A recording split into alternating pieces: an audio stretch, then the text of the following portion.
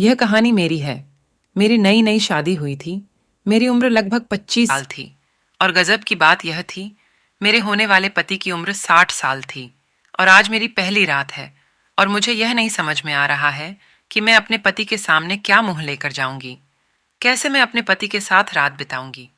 मेरे पति जब रूम में आए, उन्होंने लाइट बंद की और डर के मारे तो मानो मेरी सांस ही रुक गई थी। मेरा पति मेरे पास आकर बैठ गया था और मेरा घूंघट उठा रहा था। तो दोस्तों, मेरा नाम मोनिका है। मैं छोटे से गांव में रहती हूँ। मेरे माता पिता काफ़ी गरीब लोग हैं, लेकिन मेरे रिश्तेदार और मेरे परिवार वाले हमें काफ़ी ज़्यादा सपोर्ट करते हैं। मेरी पढ़ाई लिखाई गांव में हुई थी और मैं पैसों की दिक्कतों की वजह से ज़्यादा पढ़ भी नहीं पाई। मैं चाहती थी कि मैं अपने पैरों पर खड़े हो जाऊं और अपने माँ बाप का सपना पूरा करूं और उन्हें सपोर्ट करूं। लेकिन यह सिर्फ मेरा सपना ही बनकर रह गया, क्योंकि ना मैं तो मेरे पास पैसे थे ताकि मैं बाहर जाकर अपनी पढ़ाई कर सकूं, और ना ही मेरे पास ज़्यादा समय था, क्योंकि मेरे परिवार वाले और सभी रिश्तेदार यह चाह रहे थे कि मेरी जल्द से जल्द शादी हो जाए। मैं दिखने में काफ़ी ज़्यादा सुंदर थी और मेरे लिए काफ़ी ज़्यादा रिश्ते भी आ रहे थे। लेकिन उन सब की दहेज की डिमांड थी, जो कि मेरे माता पिता किसी भी कीमत पर पूरा नहीं कर पाते। और तभी मेरे रिश्तेदार एक ऐसा रिश्ता लेकर आए जिससे मेरी तो मानो सांस निकल गई थी। मैं क्या करती। लेकिन मैं जब अपने माता पिता की तरफ देखा तो उन्हें मुझसे काफ़ी ज़्यादा उम्मीद थी कि मैं इस रिश्ते के लिए हाँ कर दूंगी, क्योंकि उस 60 साल के व्यक्ति की कोई भी डिमांड नहीं थी। उसने जैसे ही मेरी तस्वीर देखी थी, वह मुझसे शादी करने के लिए उतावला हो गया था। दरअसल बात यह थी कि उस 60 साल के व्यक्ति की पहली बीवी मर चुकी थी और वह दूसरी बीवी की तलाश में था, क्योंकि उसके बच्चे अब बड़े हो चुके थे और वह चाहता था कि उसके बच्चों के देखभाल के लिए उसकी पत्नी होनी चाहिए। लेकिन मैं क्या करती। मेरे पास इसके सिवा कोई भी ऑप्शन नहीं था और मैं बिना कुछ सोचे अपने माता पिता को उसे रिश्ते के लिए हाँ कर दिया। और उसके बाद सब लोग हमारी शादी की तैयारी करनी स्टार्ट कर दी। मेरी शादी लगभग 1 महीने बाद होनी तय हुई थी, क्योंकि वह चाहते थे कि शादी जल्द से जल्द हो जाए, कहीं इस रिश्ते में भी कोई दिक्कत ना आ जाए। इस वजह से मेरी शादी इतनी जल्दी हो रही थी। और मैं आपको अपने बारे में बताऊं तो मेरे इससे पहले भी शादी के रिश्ते आए थे, लेकिन वह दहेज की वजह से ही टूट गए थे। और मैं चाहती थी कि मुझे एक अच्छा खासा पति मिले, जो कि लगभग मेरी उम्र का ही हो। और मैं किसी से प्यार भी करती थी, लेकिन मैं उस प्यार का क्या करती जिससे मेरी शादी ना हो पाती।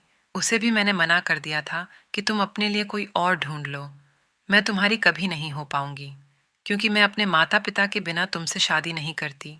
और करती भी कैसे, वह दूसरे कास्ट का लड़का था। जिससे मैं शादी करती तो मेरी पूरे गांव में बदनामी हो जाती। इसलिए मैंने अपने सारे सपने को तोड़कर उस व्यक्ति से शादी करना ही तय किया। जब मेरी शादी हुई तो मैं उस टाइम बेहद खुश थी कि सब लोग खुश थे, और मेरे माता पिता भी। लेकिन जब मैं उसके घर गई, अब मुझे लग रहा था कि उसके साथ रात बितानी है। मैं उसके साथ कैसे रहूंगी।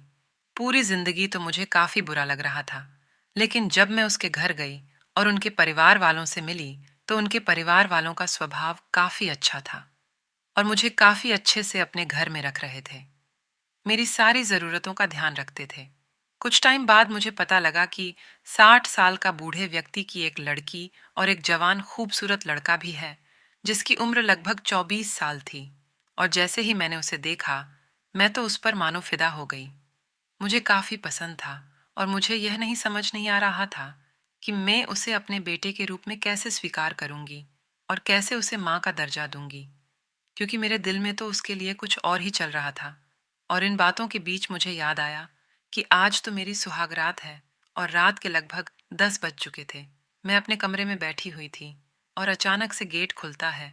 और गेट खोलने के बाद मेरा पति कमरे में जैसे अंदर आता है, वह सबसे पहले अंदर से गेट बंद कर देता है और गेट बंद करने के बाद मेरे पास आकर बैठ जाता है। अब वह मेरा घूंघट उठा रहा होता है और जैसे मैं उसकी तरफ देखती हूँ तो मुझे बिल्कुल भी अच्छा नहीं लगा, क्योंकि वह बूढ़ा व्यक्ति था जो कि खास रहा था। और मुझे कैसे प्यार करती, मुझे यह समझ नहीं आ रहा था। वह मेरे पास आकर बैठो, मुझसे बातें करने लगा कि तुम घबराओ मत, मैं तुम्हारा पति हूँ। लेकिन मैं तुमसे शादी जो की है, अपने बच्चों की देखभाल के लिए की है। मुझे पता है कि तुम मुझे पसंद नहीं करती हो। और उसके बाद वह मेरे पास आया, लेकिन मैं उसने बोल दिया कि आज मैं कुछ नहीं कर पाऊंगी, क्योंकि मेरी तबीयत खराब है और वह समझ गया कि शायद इसे लड़कियों वाली प्रॉब्लम हो, और उसके बाद हमने लाइट बंद करी है और हम सो गए। सुबह जब मैं उठी तो मैं तैयार होकर अपनी मांग में सिंदूर लगा रही थी, और तभी मेरा पति पीछे से आकर करने लगता है, क्योंकि मुझे बिल्कुल अच्छा नहीं लगा। और मैं गुस्सा होकर वहां से किचन में चली गई। और जैसे मैं किचन में गई, तभी मेरे पति का लड़का, यानी कि मेरा होने वाला बेटा, किचन में मेरा इंतजार कर रहा था। उसका नाम विशाल था।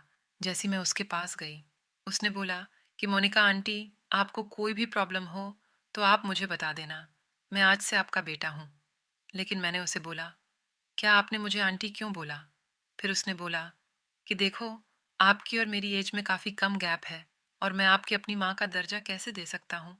आप मुझे कहीं से भी अपनी माँ तो नहीं लगती हो।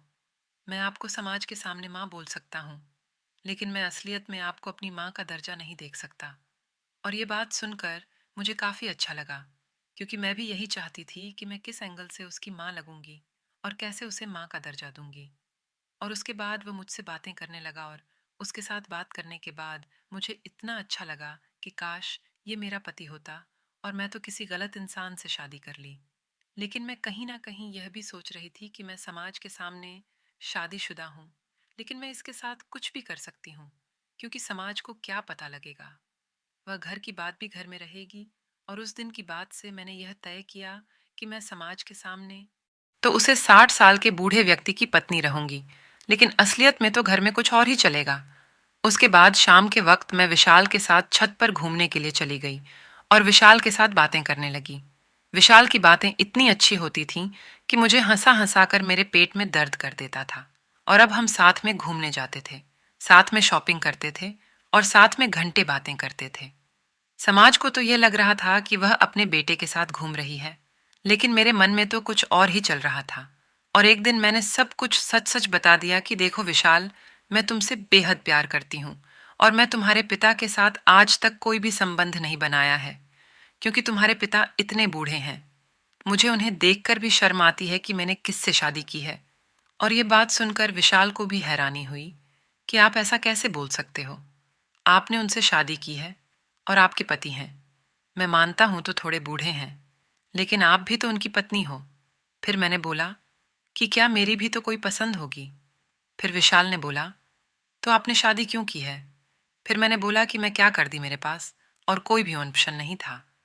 और मैं बात करते करते मैं रोने लगी, और विशाल मेरे पास आया और मेरी आंखों से आंसू पूछने लगा और बोला कि आप टेंशन मत लो, मैं हूं ना।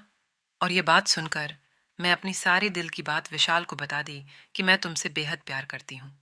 मैं जब तुम्हें पहली बार देखा था, मैंने तभी सोच लिया था कि मैं शादी तो किसी और से कर रही हूँ, लेकिन मैं तुम्हारे साथ अपनी पूरी जिंदगी बिताना चाहती हूँ। और यह बात सुनकर विशाल को भी झटका लगा। लेकिन कुछ टाइम बाद जब मैं उसे पूरी बात समझाइए, तो वह समझ चुका था। अब मैं यह चाहती थी कि मैं विशाल को अपना पति बना लूं, और जो भी मैं उसे बूढ़े व्यक्ति के साथ नहीं कर पाई, वह मैं विशाल के साथ करूं। और यह बात सुनकर विशाल भी आप समझ चुका था कि मैं क्या कहना चाहती हूँ।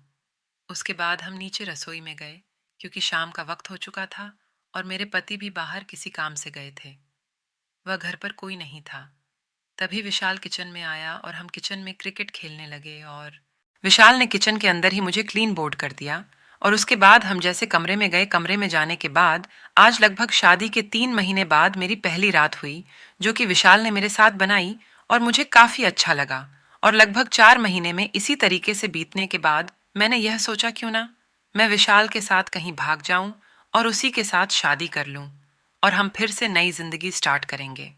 और जैसी मैंने यह बात विशाल को बताई, तो विशाल ने तुरंत मना कर दिया कि इससे मेरी काफ़ी बदनामी होगी, और मेरे परिवार वालों की भी। मैं ऐसा बिल्कुल भी नहीं कर सकता। आप समाज के सामने मेरी माँ ही रहोगी। हालांकि मैं कमरे में आपके साथ कुछ भी करने के लिए तैयार हूँ। ये बात सुनकर मुझे थोड़ा अफसोस हुआ, लेकिन विशाल के पास भी इसके सिवा कोई भी ऑप्शन नहीं था। उसे भी समाज में अपना मुंह दिखाना था। इन सब बातों के बाद मैंने यह फैसला किया कि चलो ठीक है, मैं तुमसे शादी तो नहीं करूंगी, लेकिन तुम्हें मुझे बच्चा देना होगा, क्योंकि मुझे बूढ़े व्यक्ति से तो बच्चा नहीं ले सकती, क्योंकि मुझे बिल्कुल भी प्यार नहीं करती हूँ। और यह बात सुनकर विशाल ने भी हाँ कर दी। वह लगभग 7 महीने बाद मैं गर्भवती हो गई, और इसी बीच मैं 60 साल के बूढ़े व्यक्ति के साथ भी करा। और यह बात सुनकर विशाल ने भी हाँ कर दी। मैं लगभग 8 महीने बाद मैं गर्भवती हो गई और इसी बीच मैं 60 साल के बूढ़े व्यक्ति के साथ भी क्रिकेट खेला। और यह बात सुनकर विशाल ने भी हाँ कर दी। वह लगभग 8 महीने बाद मैं गर्भवती हो गई और यह बात सुनकर बूढ़ा व्यक्ति भी खुश हो गया कि अब वह भी बाप बन जाएगा और कुछ महीने बाद मैं सभी घर वालों को बता दे कि मैं गर्भवती हो चुकी हूँ। इससे सभी लोग बेहद खुश थे और होंगे भी क्यों ना कि मैं एक बच्चे को जन्म देने वाली हूँ।